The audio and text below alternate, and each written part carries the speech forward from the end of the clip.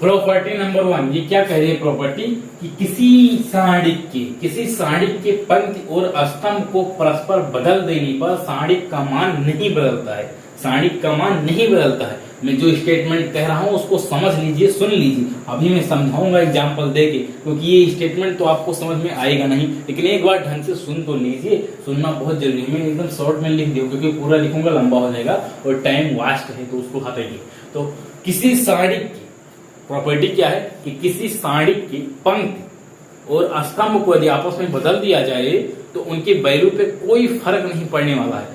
Means कहने का क्या अर्थ है, पंक्ति और स्तंभ कहां बदला जाता था? ये मैट्रिक्स होती थी ये, यदि इसका ट्रांसपोज ले लो यानी ये टी ट्रांसपोज, ये मैट्रिक्स ये है, इसका ट्रांसपोज ले लो टी, तो इसमें क्या होता था ट्रांसपोज में कि पंक्ति और स्तंभ आपस में बदल जाता था। मैंने आपको ट्रांसपोज सिखाया था कि ट्रांसपोज कैसे लेना है। तो ट्रांसपोज में पंक्ति और स्तंभ आपस में बदल जाता है। तो ये यही कह रहा है कि किसी मतलब जो कोई सारणिक है, किसी सारणिक में यदि पंक्ति और स्तंभ को परस्पर बदल दिया जाए तो उसका जो है मान अपरिवर्तित रहता है। मतलब मार्ड ये, इसका जो मार्ड है, इसकी जो डिटरमिनेंट वैल्यू है ये की, वही वैल्यू इसकी आती है ट्रांसपोज की। अभी एग्जांपल दूंगा वहां समझ में आ जाएगा, लेकिन फिलहाल के लिए इतना समझिए कि कोई मैट्रिक्स ये है, उसका मान यदि 5 आ रहा है तो उसका ट्रांसपोज यानी उसके परिवर्त का मान भी 5 आएगा। आपको निकालने की जरूरत नहीं है, क्योंकि क्वेश्चन कभी कभी ऐसा ट्रिकी पूछ लेते हैं कि ए बराबर कुछ करके दे देंगे, वो लंबा सा देंगे जिसमें बच्चे फंस जाए, 53-55 करके खूब लंबा कैलकुलेशन कराएं,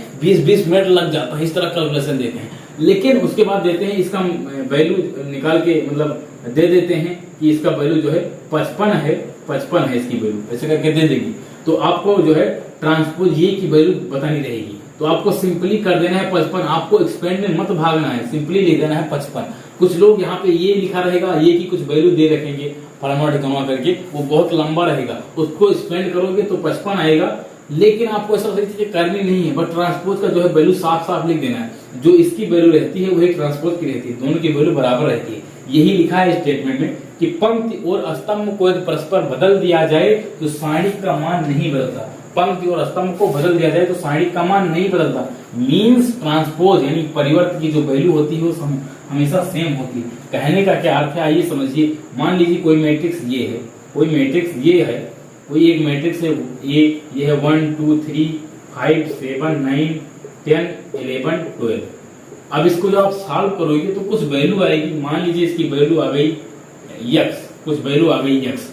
तो ये इसका ट्रांसपोज ले लिया जाए 80, इसका ट्रांसपोज मतलब इसके रो और कॉलम को आपस में बदल दिया जाए, मतलब इसके रो को कॉलम बना दिया जाए, इस R1 को C1 बना दिया जाए, इस R1 को C1 बना दिया जाए, मतलब रो को कॉलम में बदल दिया जाए। ये पड़ी लाइन है, इसको खड़ी लाइन बना दो 1 2 3। अब ये रो था, इसको मैंने क्या बना दिया, कॉलम बना दिया। अब ये रो है, इसको क्या बना दूंगा, कॉलम बना दूंगा 5 7 9। अब ये रो है, इसको क्या बना दूंगा, कॉलम बना दूंगा 10 11 12। तो ये अब ये मैट्रिक्स थी और ये इसका ट्रांसपोज था। इसका जब आपने डिटरमिनेंट निकाला उसकी वैल्यू x आई, तो जब इसका डिटरमिनेंट निकालोगे 80 तो इसका भी वैल्यू क्या आएगा, x आएगा। आप खुद कैलकुलेशन करके देख लेना, 100% जो चीजें दे रहा हूँ सही है।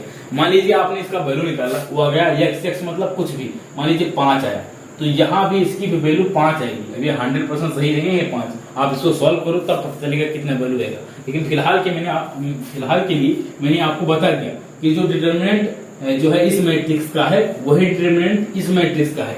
मतलब ट्रांसपोज यानी परिवर्त का जो है मान बराबर होता है, परिवर्त का सारणिक बराबर होता है। इसका जो डिटरमिनेंट है और इसका डिटरमिनेंट आपस में बराबर है। इस चीज का डिटरमिनेंट और इस चीज का डिटरमिनेंट आपस में बराबर हैं, डिटरमिनेंट आपस में बराबर हैं। तो इसीलिए कहता हूं कि पंक्ति और स्तंभ को परस्पर बदल दिया जाए, मतलब कोई मैट्रिक्स है उसका ट्रांसपोज ले लिया जाए तो दोनों का सारणिक मान जो है बराबर होता है।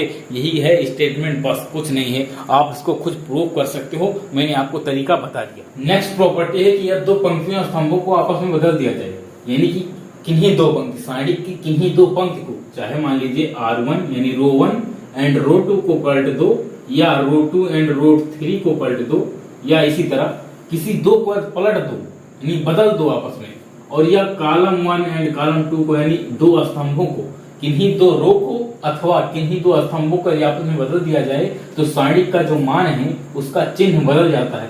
मान लीजिए पहले डेल्टा सारणिक का मान x रहा होगा तो बाद में डेल्टा बराबर माइनस x हो जाएगा। अब x में कुछ भी 5, 7, 8 कुछ भी हो सकता है। एग्जाम्पल के तौर पे मैं आपको समझाने जा रहा हूं। जैसे मान लीजिए कोई मैट्रिक्स है A, कोई एक मैट्रिक्स है A, इसका मान है 1 0 0 2 3 4 0 1 2। ये एक मैट्रिक्स है। आज यदि हम इसके रो को R1 एंड R2 को आपस में बदल दें, यानी साफ साफ यहाँ कहा गया है कि दो पंक्तियों को आपस में बदल दिया जाए, तो समझ लो कि R1 एंड R2 को चेंज कर दिया जाएगा। R1 changes to R2 and R2 changes to R1। इसी तरह लिखा जाएगा। आपको बोर्ड एग्जाम में ये चीजें लिखनी पड़ेगी। जब तक नहीं लिखोगे तब तक नंबर नहीं मिलेगा। इसीलिए R1 और ये नोटेशन जो मैंने बनाया है R1 changes to R2 and R2 changes to R1, तो ये चीजें आपको लिखना जरूरी है। R1 जो है R2 में बदल जाएगा, तो रो 1 और रो 2 को आपस में आपको बदल देना है। तो चलिए बदल देते हैं। जो रो 1 है उसको रो 2 बदल देते हैं। जो ये रो 1 है इसको रो 2 हम बना देंगे। क्या बना देंगे? रो 2 बना देंगे। तो ये हो जाएगा 2 3 4। जो रो 2 है उसको लिख दीजिए। अब जो रो 2 है ये सेकेंड रो, अब सेकेंड रो को फर्स्ट रो बना देना है। फर्स्ट रो को सेकेंड रो बनाना है। फिर क्या कहा गया है कि सेकेंड रो को फर्स्ट रो बनाइए। यही तो है, जो है दो पंक्ति को आपस में बदलना है। तो फर्स्ट रो को सेकेंड रो में बदल दिया और सेकेंड रो को फर्स्ट रो में। तो सेकेंड रो ये जो है सेकेंड रो ये बदल गया। ये क्या हो गया? फर्स्ट रो हो गया। फर्स्ट रो क्या है? 1 0 0। उसके बाद में है 0 1 2 0 1 2। तो ऐसे ही रहेगा। अब ये मैट्रिक्स हो गई। ये जो मैट्रिक्स है इसको मैंने इस तरह चेंज कर दिया, इस तरह। तो जब इसको आप सॉल्व करेंगे, तो कितना आंसर आएगा? इसको सॉल्व करोगे तो आएगा 1 और ये हो जाएगा 3 दूनी 6 - 4। इसका आंसर आएगा 2। इसका आंसर 2। और जब इसको सॉल्व करोगे तो 100% -2 आएगा। यही यहाँ पे कहा गया कि दो पंक्तियों या स्तंभों को आपस में बदल दिया जाए। यहाँ देखिए दो पंक्ति को मैंने क्रमागत बदल दिया है। रो 1 को रो 2 बना दिया है। मतलब जो है रो 1 जो फर्स्ट रो है उसको मैंने सेकंड रो बना दिया है, और जो सेकंड रो है उसको मैंने फर्स्ट बना दिया है। सेकंड रो को फर्स्ट बना दिया है और फर्स्ट रो को सेकंड बना दिया हूं। बस यानी रो को मैंने आपस में बदल दिया है। रो 1 को रो 2 कर दिया है, R1 को R2 कर दिया है, यानी फर्स्ट रो को मैंने सेकंड रो बना दिया है। तो जब ऐसा करूंगा तो देखिए इसका वैल्यू पहले कितना आ रहा है? 2 आ रहा है। 3 दूनी 6 4 4। हाँ 2 आ रहा है। इसको सॉल्व करोगे तो 2 ही आएगा। मैंने सॉल्व करने का तरीका बता रखा है, 2 ही आएगा। और उसके बाद में जब इसको सॉल्व करोगे तो 100% -2 आएगा। विश्वास नहीं होता तो यहाँ करके देख लीजिए। यहाँ करके देखेंगे तो ये हो जाएगा, ये क्या हो जाएगा? प्लस, ये माइनस, फिर ये प्लस। यही तो है। ये मैंने आपको रखा है ऑलरेडी, इसीलिए इस पे ज्यादा फोकस नहीं कर रहा हूँ। प्लस माइनस प्लस, तो ये -1 इंटू 3 दूनी 6 - 4 बराबर -2। 100% -2 आंसर आएगा। तो यही कहा गया है कि दो पंक्तियों या स्तंभों को आपस में बदल दिया जाए तो जो है उनके मान का, सारणिक के मान का चिन्ह परिवर्तित हो जाता है। क्या? चिन्ह परिवर्तित हो जाता है। चिन्ह जो है बदल जाता है, परिवर्तित हो जाता है। चिन्ह परिवर्तित हो जाता है। और मैंने यहाँ पे आपको एग्जाम्पल से भी समझा दिया कैसे। यहाँ पे देखिए मैंने रो 1 को रो 2 बनाया और रो 2 को रो n बनाया। मैंने आपस में पंक्तियों को बदल दिया। आपस में दो पंक्ति को मैंने बदल दिया। उसके बाद मैंने देखा कि ये मान पहले 2 आ रहा था, उसके बाद में -2 आया। यानी कि ये दो पंक्ति को आपस में बदल दोगे, अथवा दो जो है क्या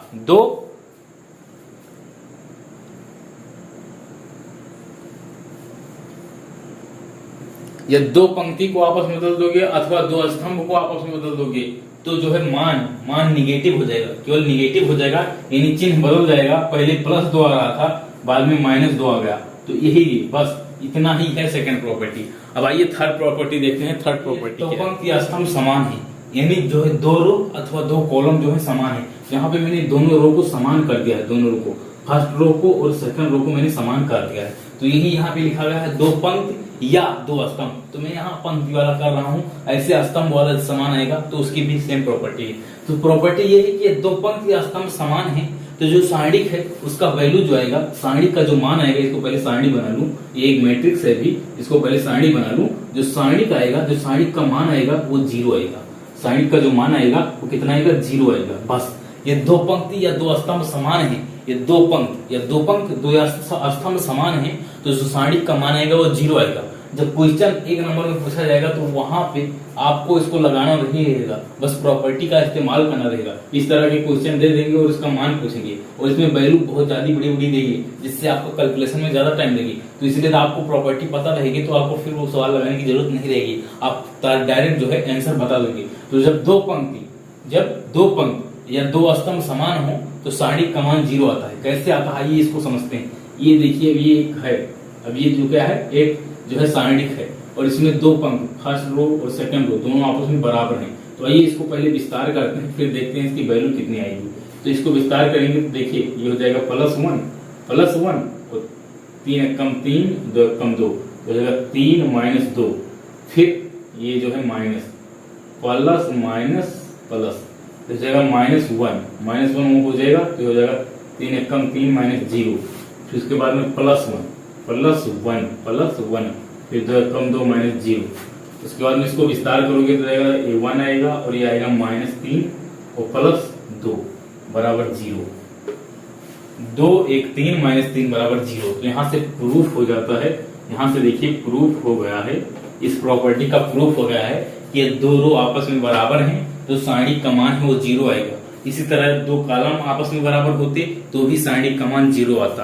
तो यही है, ये जो है प्रॉपर्टी, बहुत अच्छी प्रॉपर्टी है, इसका इस्तेमाल आपके क्वेश्चन में ज्यादा होता है, तो इसलिए इसको आपको याद रखना बहुत जरूरी है। अगली 4th नंबर प्रॉपर्टी है, एक पंक्ति, कोई पंक्ति है और यह स्तंभ, जो मैं पंक्ति में अभी बताऊंगा वही स्तंभ में सेम चीजें हैं, तो इसलिए मैं पंक्ति वाला हर बार बताता हूँ। आप करना चाहेंगे, ट्राई करना चाहेंगे तो स्तंभ वाले में कर सकते हैं, आपको प्रॉपर्टी बस याद रखनी है। पंक्ति वाले का प्रूफ करा दूंगा, स्तंभ वाले का आपको ऐसे कर लेना है खुद से। तो पंक्ति वाला, एक पंक्ति या स्तंभ, कोई पंक्ति है किसी सारणिक के कोई पंक्ति में यदि हम किसी संख्या k से गुणा करा दें, अथवा सारणिक के स्तंभ में किसी एक स्तंभ में k से गुणा करा दें, तो सारणिक के मान में भी k से गुणा हो जाता है। सारणिक के मान में क्या हो जाता है, k से गुणा हो जाता है। आइए प्रूफ के साथ समझते हैं कि ये क्या कह रहा है क्वेश्चन। तो जैसे सारणिक, कोई एक सारणिक है 1 2 3 और ये है 7 9 10 और ये है 2 1 1, कोई एक सारणिक है। अब इसमें मैंने जो है मान लीजिए रो 1 है, जो फर्स्ट रो जो है R1 में इसको चेंज करके कर दूंगा 2R1, मैंने इसमें 2 से गुणा करा दिया, तो ये क्या हो गया, ये बराबर हो जाएगा, ये बराबर क्या हो जाएगा 2 और 2 दूनी 4 और 3 दूनी 6, 2 कम 2 दूनी 4 2 3 4, इसमें 2 से गुणा कराना है केवल रो 1 में। यहाँ मैंने लिख दिया है रो 1 चेंजेस टू 2R1, मतलब रो 1 को बदल करके हम क्या कर देंगे 2R1 कर देंगे, मतलब 2 गुना कर देंगे। उसके बाद में सेकंड रो तो वही रह जाएगा 7 9 10 और थर्ड रो हो जाएगा 2 1 1, ये हो जाएगा। पहले इसका वैल्यू आपको निकालना है, पहले इसकी वैल्यू निकालिए और देखिए कितना आएगी, उसके बाद में इसकी वैल्यू निकालिए, देखिए कितना आएगी, कितना वैल्यू आएगी। तो आइए इसका वैल्यू पहले निकालते हैं, देखते हैं कितना आता है। तो इसके लिए सबसे पहले क्या है, प्लस फिर माइनस फिर प्लस, तो जाएगा 1 यानी +1। उसके बाद में इसको भूल जाना है, ये हो जाएगा 9 कम 9 और फिर इसका कैंची गुणा -10, ये हो जाएगा 9 कम 9 -10, इसका कैंची गुणा कराएंगे। उसके बाद में ये हो जाएगा -2, ये -2 हो जाएगा। अब इसको भूल जाना है, तो 7 कम 7 माइनस 10 दूना 20, 10 दूना 20, ये हो जाएगा। उसके बाद में +3, अब +3 वाला जिस रो में उसको भूल जाना है, जिस कॉलम में है उसको भूल जाना है। बचा हुआ है 7 कम 7 माइनस 9 दूनी 18, 7 कम 7 माइनस 9 दूनी 18, -18, ये हो गया। उसके बाद में ये आ जाएगा -1, ये हो जाएगा -2 इंटू, ये क्या हो जाएगा -13 और +3 इंटू 7 -18 -11, ये तो हो जाएगा 7 -18 यानी -11, 18 में से 7 गया 11 बचा और माइनस लगा देंगे, -11 और 7 में से 20 गया -13, 9 में से 10 गया -1, ये हो गया। ये हो जाएगा -1 और 13 दूनी 26, तो +26 माइनस 11 33, ये बराबर हो जाएगा -34 + 26, -34 प्लस 26, -34 प्लस 26, -33 और -1 जुड़ जाएगा, ये हो जाएगा -34 प्लस 26 प्लस 26, और ये बचा हुआ क्या हो जाएगा -8 इसका आंसर आ जाएगा। इसका जो है जब मैंने सॉल्व किया इस सारणिक का, तो इसका कितना मान आया -8 आया, इसका मान कितना है -8। उसी तरह आप इसको सॉल्व करेंगे और देखेंगे कि इसकी वैल्यू कितनी आती है। तो मुझे पक्का गारंटी है कि जिस संख्या से मैंने गुणा कराया है किसी रो में, वही में उसी संख्या से इसमें भी गुणा हो जाएगा, यानी इसका आंसर -16 आएगा। आप खुद कैलकुलेशन करके देख लीजिए, इसका आंसर -16 आएगा। देखिए चलिए हम भी प्रॉपर्ली कर लेते हैं, नहीं आपको लगेगा मैंने छोड़ दिया, तो ये प्रॉपर्ली इसका भी गुणा कर लेते हैं, उसके बाद देखते हैं कितना आंसर आया। तो इसके लिए गुणा होगा, तो ये प्लस है, ये माइनस है, ये प्लस है, तो हो जाएगा +2, उसके बाद में +2, इसको भूल जाइए, 9 कम 9 -10, कम 9 -10 ही हो जाएगा। उसके बाद में -4, अब जिस रो में 4 है उसको भूल जाइए, और जिस कॉलम में 4 है उसको भूल जाइए, बचा वाला हो जाएगा 7 एकम 7 -2 दूनी 20, 10 दूनी 20, ये हो जाएगा। उसके बाद में आप थर्ड पे आ जाइए, थर्ड एलिमेंट पे, ये +6, तो हो जाएगा +6, ऊपर प्लस लगा है इसीलिए लगा रहा हूँ। कुछ लोग पूछेंगे चिन्ह कहाँ से ला रहे हो, ये सारी चीजें अगले वीडियो में बता रखा है, इसलिए इस पे ज्यादा फोकस नहीं कर रहा हूँ। तो ये जो 6 है, जिस रो में है 6 उसको भूल जाइए, जिस कॉलम में है 6 उसको भूल जाइए, बचा वाला का क्रॉस मल्टीप्लाई करा दीजिए, 7 एकम 7 और -9 दूनी 18, अब इसका जो वैल्यू आएगा ये हो जाएगा -2 और -4 इंटू ये हो जाएगा 7 -13 और ये +6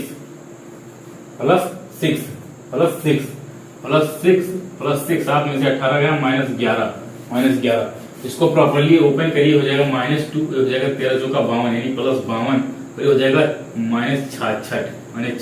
तो कंप्लीट सॉल्व करोगे तो यहाँ पे देखिए -16 इसका आंसर आया। पहले इसका आंसर क्या था -8, उसके बाद में आंसर क्या हो गया -16। दोनों में डिफरेंस क्या है, 2 गुने का अंतर है। मैंने यहाँ पे 2 से गुणा कराया, तो जरूरी है कि यहाँ भी 2 से गुणा होगा, इसके मान में 2 से गुणा होगा। यदि कोई सारणिक है, उसका मान यक्ष मान है, और मान लीजिए उसके किसी पंक्ति में आपने 2 से गुणा करा दिया, 5 से गुणा करा दिया, मान लीजिए 5 से गुणा कराया, तो इसका मान क्या हो जाएगा 5x हो जाएगा। उसी तरह यहाँ पे देखिए इस सारणिक का मान कितना है -8 आया। अब मैंने जब इसके जो है रो 1 यानी फर्स्ट रो में किसी एक पंक्ति में 2 से गुणा कराया, तो इसके मान में भी 2 से गुणा हो गया। पहले -8 था तो -8 गुणे 2 -16, यानी 2 गुने से यहाँ भी गुणा हो गया। जितना पंक्ति में हुआ था उतना यहाँ भी हो गया। तो ये इंपॉर्टेंट है, जितना पंक्ति में गुणा होगा उतना यहाँ पे हो जाएगा, रिजल्ट में भी उतने का गुणा हो जाएगा। तो सारणिक की किसी पंक्ति में, किसी एक पंक्ति में, सारे पंक्ति की बात नहीं करूंगा, सारे पंक्ति की बात करूंगा तो उसके पावर 3 हो जाएगा, तो उसको अभी छोड़िए, उसको बाद में बताऊंगा। लेकिन पहले इसको समझिए, किसी एक पंक्ति में जिस भी संख्या से गुणा कराओगे, सारणिक के मान में उसी संख्या से गुणा हो जाएगा। जैसे यहाँ पे मैंने 2 से गुणा कराया, तो सारणिक के मान में भी यहाँ 2 से गुणा हो गया। सारणिक का मान पहले -8 था, अब -16 हो गया।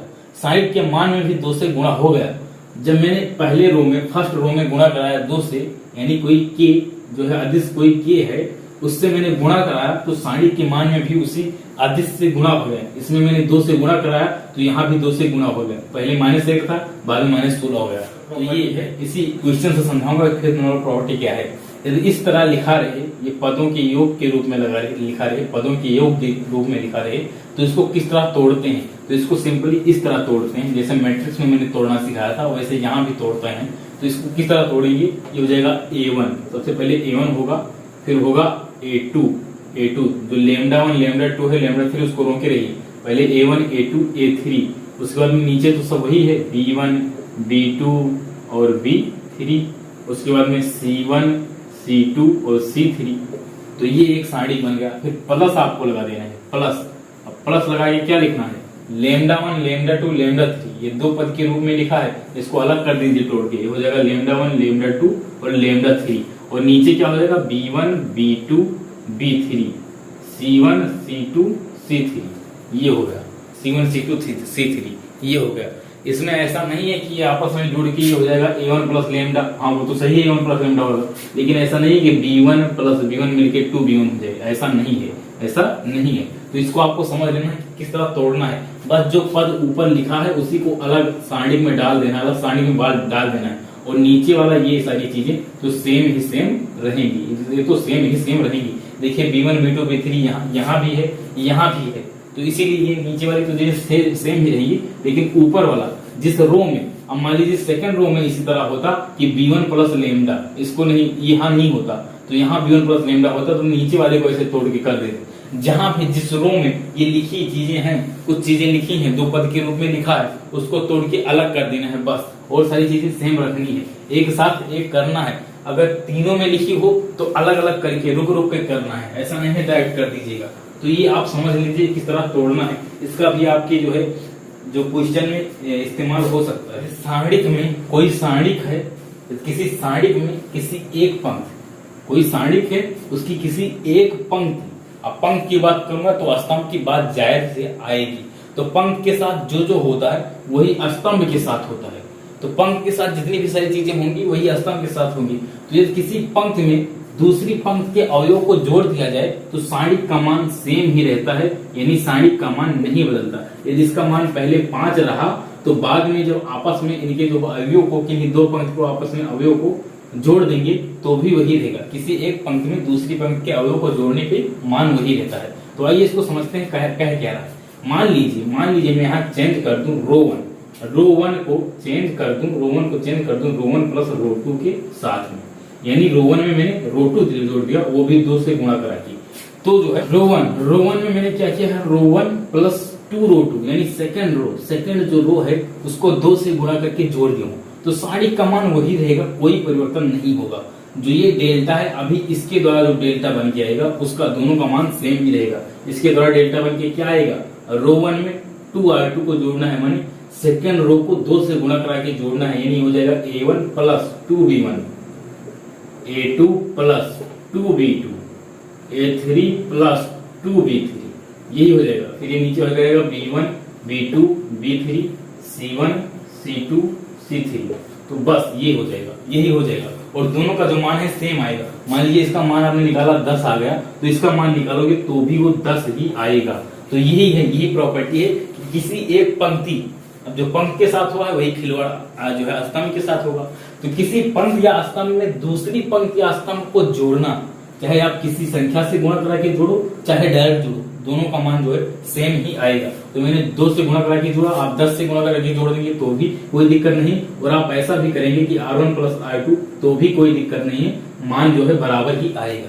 तो ये चीज आपको समझने वाली थी, यहाँ पे मैंने आपको समझा दिया कि किसी एक पंक्ति या स्तंभ में दूसरी पंक्ति या स्तंभ को जोड़ने पे जो होता है, जो सारणी का मान होता है वो सेम होता है। तो यही 6 प्रॉपर्टी थी, और इसी प्रॉपर्टी के साथ ये प्रॉपर्टियां खत्म होती हैं। अब आगे कुछ क्वेश्चन है इस प्रॉपर्टी के बेस, जो आपके बोर्ड एग्जाम में आना निश्चित है, क्योंकि इससे क्वेश्चन हर बार आता है कि कोई ना कोई एक बार सिद्ध कराना तो आएगा ही। तो आइए एक ऐसे झक्कास इंपॉर्टेंट क्वेश्चन की ओर चलेंगे जो बोर्ड एग्जाम में बहुत बार पूछा गया है, उसकी तरफ चलते हैं। बाबू आपके सामने स्क्रीन पे क्वेश्चन लिखा हुआ है, डेल्टा बराबर x plus Y, Y plus Z, Z plus X, Z X Y 1 1 1, और इसको प्रूफ करना है कि इसका जो वैल्यू आएगा वो 0 आएगा, क्योंकि जो है अदालत हमेशा सबूत मांगती है।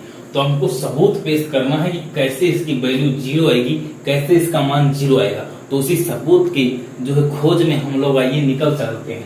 लेकिन ऐसा नहीं है कि अब कुछ लोग यहाँ पे डायरेक्ट ऐसे एक्सप्रेस कर देंगे इसको, x प्लस वाई ऐसे करके प्लस माइनस प्लस इस तरह करके जो है डायरेक्ट इसको पर्सनल कर देंगे, विस्तार कर देंगे, और उसको घंटों भर लगाते रहेंगे, फिर बाद में प्रूफ करेंगे बराबर 0।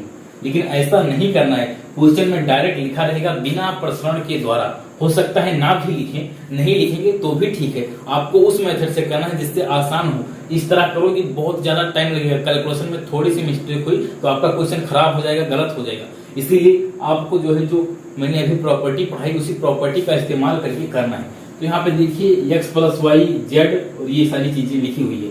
तो मेरे को यहाँ पे दिखाई दे रहा है कि मैं R1 में यानी रो वन में या तो रो टू को जोड़ दूंगा, देखिए रोमन में रो टू को जोड़ूंगा तो कोई फर्क नहीं पड़ेगा, जो साइनिक का मान है वही रहेगा, यानी साइनिक तो सेम ही रहेगी, डेल्टा सेम ही रहेगा। तो आइए ऐसा पहले कर लेते हैं, क्योंकि मेरे को दिखाई दे रहा है कि रो1 में रो2 जोड़ूंगा तो हो जाएगा x plus Y plus Z, X plus Y plus Z, X plus Y plus Z, वही चीजें हो जाएंगी। तो आइए मैं सबसे पहले जोड़ता हूँ। तो रो1 में रो2 जोड़िए, तो रो1 में क्या है, रो1 क्या है x प्लस वाई और रो2 क्या है जेड, इनको जोड़ दीजिए आपस में, तो हो जाएगा x plus Y plus Z, और ये फिर हो जाएगा x plus Y plus Z, x plus Y plus Z. आप जोड़ के देख लीजिए, ये इसको यहाँ जोड़ दीजिए, इसको यहाँ जोड़ दीजिए, इसको यहाँ जोड़ दीजिए, आपस में इनको जोड़ना ही है, रो1 और रो2 को, रो1 और रो2 को आपस में जोड़ना ही है। तो ये देखिए हो गया जेड। अब जो नीचे है सेकंड रो और थर्ड रो, सेकंड रो क्या है, जेड एक्स वाई और 1 1 1, ये है, ये चीजें हैं, ये समझ लीजिए। अब देखिए ये चीज तो आपने कर लिया, अब बहुत अच्छी चीज कर ली है। आपको ऐसे ही ढूंढना रहता है कि कहाँ चीजें सेम हो रही, जो चीजें सेम हो वही पे आप आसानी से जोड़ सकते हो। तो ये चीजें यहाँ पे सेम हो गई है। अब इसमें क्या करना है, ये कॉलम जो है 2, कॉलम 2 में समझिए, इसमें से यदि इसमें इसको घटा दूं तो 0 हो जाएगा, इसमें इसको घटा दूं तो 0 हो जाएगा। तो वही करने जा रहा हूं कि कॉलम 2 में मैं कॉलम 1 को घटा दूंगा, कॉलम 2 में कॉलम 1 को घटा दूंगा, एंड कॉलम 3 में जो है क्या कर दूंगा, कॉलम 1 को घटा दूंगा। आप एक एक स्टेप करिए, क्योंकि एनसीईआरटी कहता है कि एक एक स्टेप करिए। आप साथ में चाहें तो इसको कर सकते हैं, लेकिन एक एक वैसे स्टेप एक ही करिए तो सही रहेगा। तो सबसे पहले मैं एक एक स्टेप करूंगा, इसको मिटाए दे रहा हूं, और पहले इसका स्टेप करूंगा, उसके बाद वो वाला स्टेप करूंगा। तो ये चीजें सेम हो जाएं तो आपको भी ऐसे सोचना है कि अब आगे क्या करूं। जब आप आगे सोचेंगे क्या करूं, तो आपको ऐसा याद आना चाहिए कि मैंने आपको बताया था कि जब जीरो की संख्या ज्यादा हो जाती है, जैसे मान लीजिए कोई रो है, उसमें मान लीजिए 2 जीरो है और एक कोई संख्या है, मान लीजिए ये प्रेजेंट है और सब जीरो है, तो इसको इजी रहता है, इसको ओपन करना इजी रहता है, इसको आसानी से ओपन कर सकती हूँ। तो यही पे मैं भी अपने दिमाग में यही सोच के जो यहाँ पे क्वेश्चन लिखा था उसको पहले जो है सेम किया, ये देखिए ये सेम कर दिया। उसके बाद में अब मैं सोच रहा हूँ कि इसमें यदि ये घटा दूं, इसमें यदि ये घटा दूं, इसमें भी इसी को घटा दूं, इसमें भी इसी को घटा दूं, तो ये दोनों चीजें 0 हो जाएंगी, ये भी 0 बन जाएगा, ये भी 0 बन जाएगा। तो अब इसको ओपन करना बहुत आसान हो जाएगा, और इसीलिए सारे झाम ताम कर रहा हूँ। तो आपको भी ऐसे झाम ताम कर लेना है। तो ये होगा। अब जो है मैंने क्या किया कि C2 को जो है C2 में C1 घटा दूंगा, C2 यानी कॉलम 2 में ये जो कॉलम है इसमें 1 को घटा दूंगा, वो कॉलम 2 में कॉलम 1 को घटा दूंगा, कॉलम 2 में कॉलम 1 को घटा दूंगा, कॉलम 2 में कॉलम 1 को घटा दूंगा। तो ये क्या हो जाएगा, कॉलम 2, कॉलम 1 क्या है, x plus Y plus Z है, फिर है जेड फिर 1। अब कॉलम 2, ये जो कॉलम 2 है इसमें हमको कॉलम 1 को घटाना है, तो हो जाएगा 0, क्योंकि यही वही है ना, तो इसमें इसको घटाओ 0 हो जाएगा। फिर ये हो जाएगा x माइनस जेड, और फिर ये नीचे देखिए 1 और 1 ये भी आपस में घट के क्या हो जाएंगे, 0 हो जाएंगे, ये 0 हो जाएंगे। तो ये हो गया। अब नेक्स्ट स्टेप क्या करना है, नेक्स्ट स्टेप आपको क्या करना है कि अब जो है जो C3 है उसको पहले लिख लीजिए, ये है x plus Y plus Z और y 1। अब अगला स्टेप क्या है, अगला स्टेप है भाई क्या है, C3 में क्या करना है, C3 में C1 को घटाना है, इसमें से 1 को घटाना है, C3 में C1 को घटाना है। इसको पहले मिटा दूं, फिर C3 को C1 में घटाऊं, C1 को C3 में घटाऊं, C1 को C3 में घटाऊं, C1 को C3 में घटाऊं। अब देखिए C3 माइनस C1, C3 ये कॉलम 3 है, इसमें C1 को माइनस कर दीजिए, तो ये क्या हो जाएगा, ये हो जाएगा x plus Y plus Z. C3 जो है C1 तो वही रहेगा, क्योंकि इसमें कोई नहीं चेंज करना है। चेंज किसमें करना है, C3 में, जो आगे लिखा रहता है उसी में चेंज करना है। ये देखिए एरो क्या बता रहा है कि C3 चेंज हो क्या बन गया है C3 माइनस C1।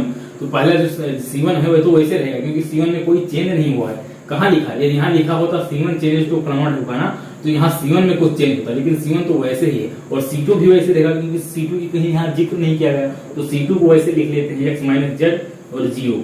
अब बात आती है C3 की, तो C3 में चेंज हुआ है, C3 में चेंज क्या हुआ है, C3 माइनस C1, यानी कॉलम 3 में से इस कॉलम में से कॉलम 1 को घटाना है, कॉलम 1 को घटाना है। तो इसको आपको बताइए, हो जाएगा ये क्या हो जाएगा, 0 हो जाएगा, और ये हो जाएगा y माइनस जेड, और ये हो जाएगा 0।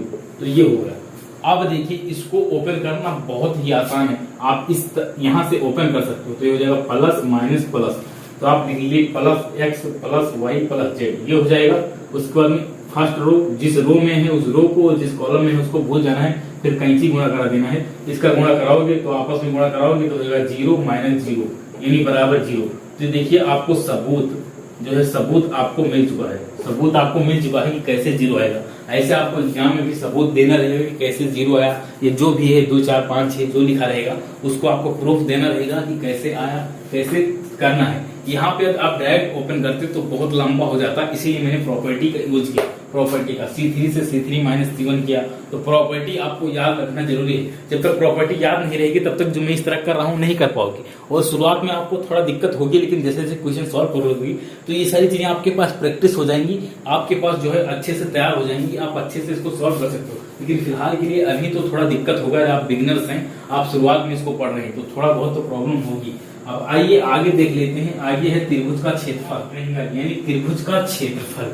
त्रिभुज का क्षेत्रफल कैसे ज्ञात करेंगे उसकी बात करते हैं। मान लीजिए कोई तीन बिंदु है। पहला बिंदु है x1 y1, दूसरा बिंदु है x2 y2, तीसरा बिंदु है x3 y3। ये तीन बिंदु है। कामा लगा दीजिए बीच में, कामा लगा दीजिए, कामा लगा दीजिए बीच में। तो तीन बिंदु है। अब इनसे त्रिभुज का क्षेत्रफल कैसे बनेगा उसकी बात करेंगे। तो त्रिभुज का क्षेत्रफल का चिन्ह होता है डेल्टा, तो इसको लिख देंगे डेल्टा। डेल्टा बराबर 1/2। उसके बाद में सारणी बना देंगे। क्या बना देंगे? सारणी बना देंगे और उसमें क्या कर देंगे x1 y1 जो बिंदु लिखे हैं उनको सिंपली लिख दो, x1 y1, फिर से दूसरा बिंदु जो है x2 y2, फिर तीसरा है x3 y3, ये लिख लीजिए। उसके बाद में 1 1 1 इसको लगा देना है। बस इसी फार्मूले से आपका जो है त्रिभुज का क्षेत्रफल निकलेगा। तो मैंने बहुत ही आसान तरीके से बताया हूँ। सबसे पहले हाफ तो लगाना ही है, क्योंकि त्रिभुज के क्षेत्रफल में आपको पता है त्रिभुज का क्षेत्रफल बराबर होता है 1/2 यानी हाफ। 1/2 आधार गुणे ऊंचाई। तो 1/2 तो वहीं से आ गया, उसको 1/2 याद रखना है, 1/2 हमेशा लिखना है। निर्देशांक ज्यामिति जब पढ़ाया था तो वहां भी बताया था 1/2 आपको लिखना पड़ेगा। तो 1/2 उसको लिख लीजिए। उसके बाद में जो बिंदु है उसको लिखते चले जाइए, x1 y1, x2 y2, x3 y3, यानी ये फर्स्ट कॉलम में लिखते जा रहे हैं, ये सेकंड कॉलम में लिखता जा रहा है। तो x1 y1, x2 y2, x3 y3, उसके बाद में 1 1 1 इसको आपको खुद से डिजाइन कर देना है, लिख देना है। तो ये फार्मूला तैयार हो चुका है। इस पे एक क्वेश्चन करवा दूंगा, बस आपके लिए इनफ है।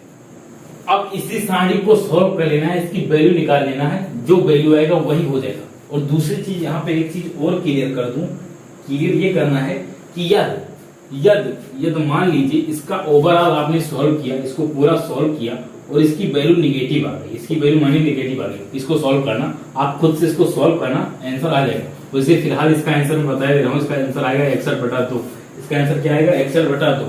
ये फाइनल आंसर आएगा, आप खुद करके देख लेना, यही आंसर आएगा 61/2। 61/2 यही आंसर इसका आना है, यही इसका आंसर आना है।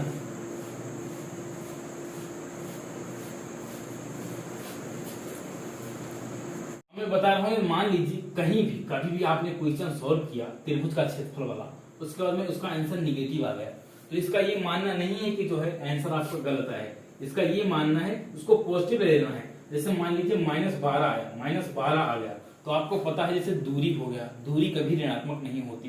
क्षेत्रफल हो गया, क्षेत्रफल कभी ऋणात्मक नहीं होता है, इसीलिए इसको हम तुरंत +12 कर लेंगे, +12 कर लेंगे। माइनस को भूल जाना है, प्लस को ले लेना है, प्लस को ले लेना है। तो इसीलिए आपको यहाँ समझा रहा हूँ, कभी दूरी निगेटिव नहीं होती और कभी क्षेत्रफल निगेटिव नहीं होता। इसीलिए निगेटिव वाली चीजों को भूल जाना है, प्लस वाली चीजों को लेना है, प्लस वाली चीजों को ले लेना है, प्लस वाली को। आगे है उपसारणिक और सहखंडज, खंड, उनके बारे में हम बात करेंगे। उपसारणिक इसे माइनर कहते हैं, इंग्लिश साथ में याद करते चलना है, समझते चलना है। माइनर क्या होता है? तो ये किसी एलिमेंट का होता है, पूरे सारणिक में किसी एक एलिमेंट का। जैसे 1 का अपना खुद का माइनर है यानी उपसारणिक है, 2 का भी अपना खुद का उपसारणिक है, 3 का खुद का उपसारणिक है, 4 का खुद का उपसारणिक है, मतलब सबका खुद ना खुद उपसारणिक जरूर है। तो यहाँ पे हमको बताना है 6 का उपसारणिक बताना है। तो इसके लिए कुछ नहीं करना है, 6 को पहले यहाँ पे सर्किल बनाइए, 6 को सर्किल बनाइए। अब जिस रो में है उस रो को मैंने जब जो है क्वेश्चन सॉल्व करते वक्त बताया था, जब सारणी का मान निकालना था, वो भी वहां भी यही बताया था कि जिस रो में है उस रो को भूल जाना है, उसको कट कर देना है, और जिस कॉलम में है उस कॉलम को भूल जाना है। बची हुई चीजें को लिख देना है। माइनर को कैसे लिखते हैं? यम से लिखा जाता है, और ये कौन सा एलिमेंट है? ये जो है सेकंड रो का थर्ड एलिमेंट है, तो ये हो जाएगा M2 3। बचा क्या 1 2 7 8, तो यही हो गया, क्या हो गया, यही हो गया जो है माइनर, यही हो गया। इसको अब सॉल्व कर लीजिए, हो जाएगा 8 - 14 बराबर -6। तो उपसारणिक तो बहुत इजी है, जिस रो में है उसको पहले यहाँ डिलीट कर दीजिए, जिस कॉलम में है उसको डिलीट कर दीजिए, बची जो चीजें हैं इसी को हम जो है माइनर कह देंगे। अब 6 का निकालना था तो 6 का हो जाएगा m23, इस तरह लिखना है m23 सेकंड रो का थर्ड एलिमेंट, सेकंड रो का थर्ड कॉलम में है, सेकंड रो का थर्ड कॉलम है, ऐसा अथवा ऐसा समझिए कि सेकंड रो में तीसरा एलिमेंट है, 1 2 3 तीसरा एलिमेंट है।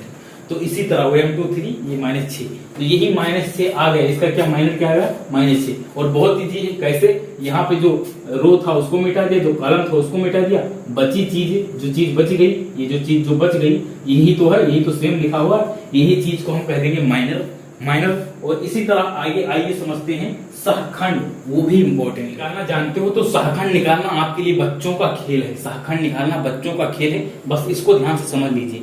तो आपने अभी छा का ही क्या निकाला था, छा का उपसाणी निकाला था। कैसे निकाला था उपसाणी, जिस भी जगह पे था, जिस रो में था उस रो को, और जिस कॉलम में था उसको डिलीट कर दिया था आपने, बस इतना ही काम किया था। फिर जो है आपका जो उपसाणिक है वो मिल गया था। तो उपसाणिक आपको क्या मिला था, यम क्या है ये, m23 क्या मिला था आपको, मिला था 1 2 और 7 8, यही तो मिला था, यही आपको उपसारणिक मिल गया था।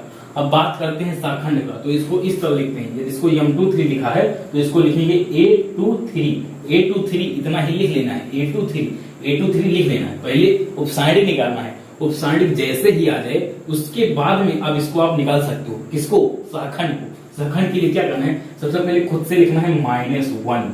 इसका आपने सॉल्व किया था तो कितना आया था, 8 एकम 8 और 7 दूनी 14, 8 - 14 यानी -6 इसका आंसर आया था, इसका आंसर -6। अब इसमें क्या करना है, A23 लिख लेना है। जैसे सहखंड को A से डिनोट करते हैं, जैसे m23 है उसी तरह A23, क्योंकि सेकंड रो और थर्ड कॉलम के एलिमेंट की बात हो रही, सेकंड रो और थर्ड कॉलम के एलिमेंट की बात हो रही, इसलिए मैंने A23 लिख लिया। मतलब सहखंड 23 एलिमेंट का सहखंड, मतलब सेकंड रो और थर्ड एलिमेंट, सेकंड रो का जो थर्ड एलिमेंट है उसका जो है सहखंड की बात कर रहा हूं, तो इसलिए मैंने A23 लिख लिया है। उसके बाद में -1 लिखना है, उसके बाद में यहाँ जो नीचे आपने लिखा है A23, इसको आपस में जोड़ देना है 2 + 3, और उसके बाद में ये जो माइनर लिखा हुआ है, माइनर यानी m23, ऐसे m23 लिख लेना है बस। तो यही है, इसको ध्यान से समझ लीजिए। जिस भी एलिमेंट का बात किया जाएगा, जैसे A11 बात करूं, जैसे A11 बात करूं, मतलब फर्स्ट रो के फर्स्ट एलिमेंट का इसमें सहखंड निकालूं A11, तो ये हो जाएगा -1 की पावर नीचे क्या लिखा है 1 तो 1 + 1 फिर लिख दूंगा m11 जो माइनर है, m11 माइनर मतलब उपसारणिक जो है उसको लिख दूंगा। तो यही इसको आपको ध्यान में रखना है। इसका जनरल फार्मूला बनाना चाहोगे तो हो जाएगा AIJ, और यहाँ हो जाएगा ऊपर I + J, और ये भी हो जाएगा IG, बस यही जो है फार्मूला बन जाएगा। लेकिन फार्मूला में आपको नहीं जाना है, इसको जैसे मैंने यहाँ पे किया वैसे आपको कर देना है। इसको आगे आप जब सॉल्व करोगे तो हो जाएगा -1, अरे 3 2 5, -1 की घात 5 मतलब -1 आएगा। उसके बाद में m23 क्या है, m23 है -6, तो इसका आंसर हो जाएगा 6 हो जाएगा इसका आंसर। तो यही जो है आपका जो है सहखंड इसी तरह आपको निकालना है। सहखंड निकालना बहुत ही इजी है, बच्चों का खेल है। मैंने कहा था यदि आप उपसारणिक निकालना जानते हो तो इसको आप बहुत आसानी से डील कर सकते हो, बहुत आसानी से इसको निकाल सकते हो। तो यहाँ पे देख लीजिए m23 किस तरह निकाला, उसके बाद में m23 से A23 किस तरह निकाला। A23 में बस -1 के पावर कर देना है, जो नीचे लिखा है 23 लिखा है तो 2 + 3, -1 के पावर 2 + 3, तो -1 खुद से लगाना है और पावर में 2 3 है तो 2 + 3 जो भी होगा वही प्लस करके लिख देना है। फिर उसके बाद में m23 लिखना है, m23 मतलब माइनर को लिखना है, और बराबर में आंसर आपको यहाँ पे मिल जाएगा, आंसर मिलता हुआ दिख जाएगा। तो ये हो गया। अब आगे मैंने आपको क्या सिखाया, माइनर सिखाऊंगा। अब ये फर्जी है, इस तरह मत सोचना, क्योंकि इसी से मैं आपको सिखाऊंगा कि सहखंड कैसे निकालना है। तो पहले इसको समझ लीजिए कैसे क्या हुआ। पहले माइनर निकालना सिखाना, उसको लिखते थे MIJ से। अब इसको MIJ मतलब 1 का एलिमेंट, मान लीजिए 1 का ज्ञात करना है, मतलब रो 1 और कॉलम 1 की एलिमेंट का बात करना है, तो हो जाएगा M11 M12 इसी तरह डाटा करके हो जाएगा। ये पहले माइनर निकालना सिखाया। फिर माइनर से आपको मैंने सिखाया कि कोफैक्टर कैसे निकालते हैं। माइनर मतलब हो गया उपसारणिक, मान मतलब क्या हो गया, उपसारणिक हो गया, और कोफैक्टर मतलब हो गया सहखंड। अब हम बात करेंगे सहखंडज की, सॉरी एडजॉइंट मतलब सहखंडज होता है एडजॉइंट। तो कोफैक्टर लिखना सिखाया, ये कैसे लिखा जाता था, ए आई जे से, मतलब A11 A12 इस तरह लिखा जाता है। अब कोफैक्टर से आपको निकालना है सहखंडज मतलब एडजॉइंट निकलेगा। तो जब भी एडजॉइंट की बात होगी तो सबसे पहले हम माइनर निकालेंगे, एडजॉइंट की बात होगी तो सबसे पहले क्या निकालेंगे, माइनर निकालेंगे, उसके बाद में फिर कोफैक्टर निकालेंगे। जब कोफैक्टर आ जाएगा तो एडजॉइंट निकालेंगे, फिर क्या निकालेंगे, एडजॉइंट निकालेंगे। तो कोफैक्टर मान लीजिए आ चुका है, आपका कोफैक्टर आ चुका है। आइए एक एक स्टेप पहले समझाता हूं तो आपको ज्यादा समझ में आएगा। यहाँ पे देखिए, सबसे पहले मान लीजिए कोई मैट्रिक्स ये है, कोई एक ऑब्जेक्ट ए है, तो ऑब्जेक्ट इसी तरह होता है, कुछ यहाँ पे लिखा रहेगा 1 2 कुछ भी लिखा रहेगा, तो मैंने जनरली लिख दिया है A11 A12 A13। इसी तरह डिनोट किया जाता है, मैंने आपको डिनोशन सिखाया था कि मैट्रिक्स का डिनोशन कैसे होता है, A21 22 ये तो लिख दिए। उसके बाद में इस ऑब्जेक्ट से क्या पहले निकालेंगे, पहले माइनर निकालेंगे, है ना। तो माइनर को आप m से डिनोट करते हो, तो इसीलिए A11 वाला हो जाएगा M11, मतलब इस एलिमेंट का माइनर निकालोगे तो आएगा M11, कुछ भी आएगा। अब माइनर निकालना आपको सिखा रखा है, तो माइनर जब आप निकाल लेते हो, माइनर ही आ गया। उसके बाद में आप क्या निकालते हो, कोफैक्टर को A से लिखा जाता है, तो जैसे M11 आ गया वैसे A11 आ जाएगा, जैसे M11 आ गया वैसे A11 आ जाएगा। ये भी आ चुका है, ये भी आ चुका है। अब बात करते हैं एडजॉइंट कैसे आएगा। अब इसके एडजॉइंट कैसे आएगा, बस कुछ नहीं, ये जो खड़ी लाइन है इसको बड़ी लाइन बना देना है, ये जो बेड़ है लेटा हुआ है इसको ऐसे खड़ा कर देना है, मतलब इसका ट्रांसपोज ले लेना है। इस मैट्रिक्स का ट्रांसपोज ले लीजिए, आपका आंसर आ जाएगा। ट्रांसपोज लेंगे तो ए हो जाएगा A11 A12 A13 A21 A22 A23 A31 A32 A33, ये होगा। मैंने इसका ट्रांसपोज ले लिया। क्या करना है, सिर्फ ट्रांसपोज लेना है, मतलब परिवर्त करना है। जैसे ही इस मैट्रिक्स को परिवर्त करोगे तुरंत आपका आंसर आ जाएगा।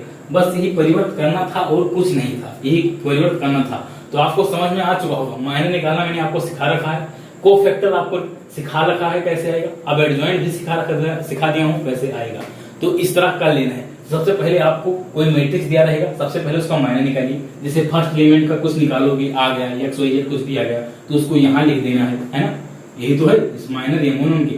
मान लीजिए एलिमेंट है 2, तो इस 2 का जब आप निकाला माइनर आपने निकाला, मतलब उपसारणिक आपने निकाला, जो उपसारणिक आया उसको ऐसे यहाँ पे लिख दिया। M12 आया उसको यहाँ लिख देंगे, 13 आया यहाँ पे लिख देंगे। मतलब जितने एलिमेंट है, इन सारे कितने एलिमेंट है, 3 3 9 एलिमेंट है। इन 9 एलिमेंट का जब आप माइनर निकालोगे, उपसारणिक निकालोगे, उस उपसारणिक को यहाँ पे एक मैट्रिक्स बना लेना है। उसके बाद इस उपसारणिक से जो है ये बना लेना है। ये क्या है, सहखंड बना लेना है, सहखंड। और सहखंड सबका निकालना है, जैसे 1 का निकालना है, 1 2 का निकालना है, सबका सहखंड निकालना है। जब सबका सहखंड आ जाए तो उससे भी एक मैट्रिक्स आपको यहाँ ऐसे तैयार कर लेनी है। अब जब ये मैट्रिक्स आ जाए, मतलब ये फाइनल मैट्रिक्स है। अब इससे जो है ये प्री फाइनल है। अब जो है फाइनल मैट्रिक्स को क्या करना है, इसको ट्रांसपोज कर देना है। ये जो खड़ी लाइन है इसको ऐसे बड़ी लाइन बना देना है, बस इसको सहखंड जो है ट्रांसपोज कर देना है, परिवर्त कर देना है। इसको जैसे ही परिवर्त करोगे यहाँ पे एडजॉइंट आपका आ जाएगा। एडजॉइंट मतलब सहखंडज आ जाएगा। तो इसको मैं मिटा दूं, उसके बाद में आगे इस पे एक क्वेश्चन करा दूं जिससे आपको पूरा का पूरा क्लियर हो जाए कैसे है, तीनों का तीनों डाउट क्लियर। ये क्वेश्चन बड़ा मास्टरमाइंड क्वेश्चन है क्योंकि तीनों चीजें पूछ लिया गया है, उपसारणिक, सहखंडज। अब भी कोई भी डाउट आपके अंदर है इतना पढ़ाने के बाद, तो इस क्वेश्चन के जरिए क्लियर हो जाएगा। बस इस क्वेश्चन को लास्ट तक देख लेना। सबसे पहले उपसारणिक हम निकालेंगे, सभी एलिमेंट का हमको क्या निकालना है, उपसारणिक निकालना है। उसके बाद में हमको सहखंड निकालना है, फिर सहखंडज निकालना है। तो सबसे पहले सभी का उपसारणिक निकालते हैं। उपसारणिक मतलब माइनर, उसको कैसे लिखा जाता है, यम से। तो मान लीजिए फर्स्ट एलिमेंट का निकालना है, मतलब इसका निकालना है। तो ये क्या है, A11 है ना, A11 है, फर्स्ट रो है और फर्स्ट कॉलम है इसका ना, ये फर्स्ट रो है, फर्स्ट कॉलम है, तो इसलिए मैंने लिख दिया M11। अब इसका कैसे निकालेंगे, जो है जिस रो में है उसको डिलीट कर दो और जिस कॉलम में है उसको डिलीट कर दो, बचा वाला हो जाएगा M11। तो हो जाएगा 4 3 और 3 4, ये हो गया M11। इसको सॉल्व करोगे तो 4 चौक 16 -9, ये हो गया। अब पहले इसको लिख लूं, ये मैंने मिटा दिया है। ये हो गया 1 1 1 3 3, यही तो है। 3 3, यही तो है 1 1 1 3 3, 4 3 4, तो ये है 16 माइनस 9 मतलब ये 7, तो ये आ गया M11। ऐसे M12 हम निकालेंगे, M12 निकालेंगे। M12 क्या है, M12 ये है। अब इसका जो है रो डिलीट कर दीजिए और इसका कॉलम डिलीट कर दीजिए। इसका रो और कॉलम डिलीट करोगे तो क्या आएगा, बचा हुआ क्या आएगा, इसका जब रो डिलीट करोगे और कॉलम डिलीट करोगे तो बचा हुआ आएगा 1 3 1 4, 1 3 1 4 ही आएगा। और इसको जब सॉल्व करोगे तो आएगा 4 माइनस 3 मतलब 1, ये 1 आ जाएगा। ऐसे 1 3 का निकालिए, M13 का ऐसे निकालोगे तो M13 का जिस रो में है उसको भूलिए, जिस कॉलम में है उसको भूलिए, बचा हुआ क्या हो जाएगा 1 4 1 3, इसको सॉल्व करोगे 3 माइनस 4 बराबर -1, ये हो जाएगा। तो M11 आ गया, M12 आ गया, M13 आ गया। ऐसे अब आपको M21 निकालना है, M22 निकालना है, M23 निकालना है, जो मतलब जितने एलिमेंट है उनका सबका निकालना है। पहले सब निकाल लूं, उसको लिख लूं, उसके बाद में आपको बताऊं, क्योंकि अब माइनर निकालना सीख चुके होंगे। इस वीडियो से तो सीख ही चुके होंगे, इस क्वेश्चन से तो आपने सीख ही लिया होगा माइनर निकालना। तो आइए सबसे पहले अब शाखा जो है माइनर जितना है सब कुछ है उसको निकाल लूं, क्योंकि इस तरह निकालूंगा तो बहुत लंबा हो जाएगा। यहाँ पे मैंने जितने भी माइनर थे मतलब जितने एलिमेंट थे सबके निकाल दिए, इतना तो मैंने आपको सिखा ही रखा था। बस सिमिलर उसी प्रोसेस से इसको भी कर लिया, क्योंकि एक एक चीज बताऊंगा तो आप वैसे भी स्किप कर दोगे, इससे अच्छा मैं खुद ही स्किप कर दूं। तो मैंने स्किप कर दिया, उसको मैंने यहाँ पे लिख दिया। अब ये सारी चीजें आ चुकी है। अब आपका जो है माइनर निकल चुका है, मतलब उपसांडिक आपका निकल चुका है। अब बचा है सहखंड। तो आइए सहखंड को पहले देखते हैं। तो अब जो है सहखंड मतलब कोफैक्टर, उसको तो निकालना बच्चों का खेल है। अब क्या करना है, A11 सहखंड को A से डिनोट करते हैं, तो मैंने लिख दिया है A11 के लिए मेरे को M11 की तरफ देखना पड़ेगा। A11 के लिए मेरे को A11 की तरफ देखना पड़ेगा। A11 के लिए मेरे को M11 की तरफ देखना पड़ेगा। अब क्या मैंने कहा था, जैसे ही जो है सहखंड निकालना तुरंत कर लेना -1। अब नीचे जो लिखा है 1 1 उसको ऊपर जोड़ देना 1 + 1, उसके बाद में आपको M11 लिख देना है। इसी तरह ये हो जाएगा -1। अब नीचे क्या है 1 2, तो ये 1 + 2 और M12। इसी तरह -1 के पावर 1 3 है ना, तो 1 + 3 M13। अब M11 क्या है 7, तो यहाँ पे लिख दीजिए -1 का स्क्वायर इंटू 7, और -1 का स्क्वायर क्या हो जाएगा 1 आएगा, तो इसको सिंपली कर देंगे प्लस, तो ये हो जाएगा 7। उसके बाद में M12 क्या है, M12 है 1, तो ये हो जाएगा -1 है ना। अरे इसको ओपन करोगे तो -1 आएगा, और इसको ओपन करोगे तो ये क्या आ जाएगा +1 आएगा। अब M13 क्या है, M13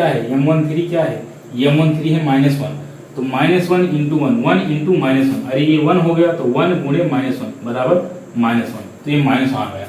इसी तरह जो है A21 की बात करेंगे, A22 की बात करेंगे, A23 की बात करेंगे, और उसको बताएंगे कितना आएगा। इसी तरह उसको भी लगाना है। बस क्या करना है, -1 के पावर 2 + 1 कर देना है, -1 के पावर 2 + 2 कर देना है, -1 के पावर 2 + 3 कर देना है। जो नीचे लिखा है उसी को प्लस करते जाना है, जो नीचे लिखा है उसी को जोड़ते जाना है। उसके बाद में M21 M22 M23, अरे जो संगत है उसी संगत को लिखना है। अरे ये 21 है तो ये भी 21 होगा, ये 22 है तो ये भी 22 होगा। A21 M21 A22 M22, तो इसी तरह लिखना है। अब इसका फाइनल आंसर निकालेंगे, कितना आएगा। M21 क्या है, M21 है क्या है 3 है। M21 क्या है 3 है। M21 कितना है 3 है, तो ये सिंपली क्या आ जाएगा -3। अरे इसको खोलोगे तो माइनस आएगा, है ना, माइनस आएगा तो ये -3 होगा। इसको खोलोगे तो प्लस आएगा, तो कोई दिक्कत नहीं। M22 देखिए कितना है, M22 है 1। उसके बाद M23 इसको ओपन करोगे तो माइनस आएगा, तो माइनस ऑलरेडी लगा देना है। उसके बाद में M23 कितना है, M23 0 है। अरे 0 है तो कोई मतलब नहीं, ये 0 हो जाएगा, तो ये हो गया। अब इसी तरह A31 A32 और A33 निकाल देना है। इसी तरह मैंने आगे यहाँ कर दिया है A31 A32 A33, तो ये हो जाएगा M31 M32 M33। उसके बाद में -1 तो लगाना है, फिर नीचे लिखा है 31 तो 3 + 1 32 तो 3 + 2 यही कर देना है ना। जैसे A31 की बात करूंगा, A31 को निकालने के लिए मैंने कहा है M की जरूरत पड़ेगी। सहखंड को निकालने के लिए उपसांडिक की जरूरत पड़ेगी, तो सहखंड है A31 तो उपसांडिक है M31। उसके बाद में -1 खुद से लगा देना है, -1 खुद से लगाइए, और नीचे लिखा है 3 और 1 तो 3 + 1 कर दीजिए। ऐसे यहाँ 3 + 2 होगा, 3 + 3 होगा। अब इसकी वैल्यू कितनी आएगी, ये -1 जो है -1 की पावर 4 ये पॉजिटिव बन जाएगा और m31 क्या है -3, तो ये -3 हो जाएगा। इसी तरह m32 कितना है 0, तो 0 कर दीजिए। m33 कितना है, m33 1 है, तो ये 1 हो जाएगा क्योंकि इसको खोलोगे तो पॉजिटिव आएगा ना, -1 की पावर 6 पॉजिटिव आएगा। तो ये हो गया, क्या हो गया -301 -301। तो यहाँ पे सब कुछ आ चुका है, A11 आ चुका, A12 आ चुका, A13 आ चुका, A21 आ चुका, A22 आ चुका, A23 आ चुका, A31, A32, A33 सब कुछ आ चुका है यहाँ पे। और ये बोर्ड जो है पूरा एकदम गंदा हो चुका है, बस समझाने के लिए। अब ये जो सहखंड है A11, A12 ये सारी चीजें है ना, हर एलिमेंट का अलग, अब इसको सहखंड से मैट्रिक्स बना लेनी है। सहखंड से क्या करना है, मैट्रिक्स बना लेना है। तो यहाँ क्या जाएगा 1 यहाँ क्या आएगा 1 आएगा, यहाँ 1 आएगा ना, यही तो आएगा। तो सिंपली झाझर लिखते चलते हैं। A11 क्या है 7, A12 क्या है -1, A13 क्या है -1, A13 भी -1 है, A21 क्या है -3, तो ये 21 है ना, 21 की पोजीशन है ना, सेकेंड रो फर्स्ट एलिमेंट। तो जो है A21 की पोजीशन में, तो मैंने A21 लिख दिया। फिर A22 क्या हो जाएगा 1, A23 क्या हो जाएगा 0, A23 0 हो जाएगा। उसके बाद में A31 मतलब ये इस वाली पोजीशन की बात हो रही है, तो A31 क्या हो जाएगा -3, A32 क्या हो जाएगा 0, A33 क्या हो जाएगा 1, यही तो हो जाएगा। तो ये हो गया शाखंड, ये आ चुका है, ये बन चुका है शाखंड, ये बन चुका है, शाखंड की मैट्रिक्स बन चुकी है। अब इसी के सहारे आपको क्या ज्ञात करना है, शाखंडक, इसी के सहारे शाखंडक ज्ञात करना है। तो बस इस मैट्रिक्स का ट्रांसपोज ले लीजिए, आपको शाखंडक मिल जाएगा। तो आइए उसको भी देख लेते हैं। सबसे पहले लिख दूंगा एडजॉइंट, उसकी इंग्लिश होती है एडजॉइंट शाखंडक की, तो मैं यहाँ पे लिख दूं एडजॉइंट ए। अब जैसे ए है तो एडजॉइंट ए कर दूंगा, एडजॉइंट ए बराबर क्या हो जाएगा, इसको जो है क्या कर दो ट्रांसपोज कर दो, ये जो खड़ा लाइन है इसको बड़ा बना दो, मतलब 7 -1 और -1, मतलब इसको मैंने यहाँ देखिए बेंड कर दिया है ना। उसके बाद में ये जो है इसको बेंड कर देना है -3 1 0, उसके बाद में इसको बेंड कर देना है -3 0 1। तो यहाँ पे देखिए आ चुका है, यहाँ पे एडजॉइंट आपका निकल के आ चुका है। एडजॉइंट आ गया 7 -3 -1 1 0 -1 0 1। तो ये आ चुका है, मैंने आपको सारी चीजें समझा दी, माइनर, कोफैक्टर, एडजॉइंट सब ये निकालना सिखा दिया हूँ। तो आज की वीडियो यहीं पे समाप्त करते हैं। इसका पार्ट 3 आएगा, लिंक डिस्क्रिप्शन में आपको मिल जाएगा, उसको वॉच कर लेना, आपका पूरा चैप्टर क्लियर हो जाएगा। ये पार्ट 2 था, पार्ट 3। इसी तरह इंटर का हर चैप्टर का मैंने 3 पार्ट बना रखा है, तो तीनों पार्ट को वॉच कर लेते हो तो फिर आपको कहीं से पढ़ने की जरूरत नहीं है, आपका सारा डाउट क्लियर हो जाएगा, सारी चीजें हो जाएंगी और आपको जो है बोर्ड में 100 आउट ऑफ 100 मिलेगा। बस इस शेड्यूल को आप फॉलो करेंगे तो जय हिंद, मिलेंगे अगली वीडियो में।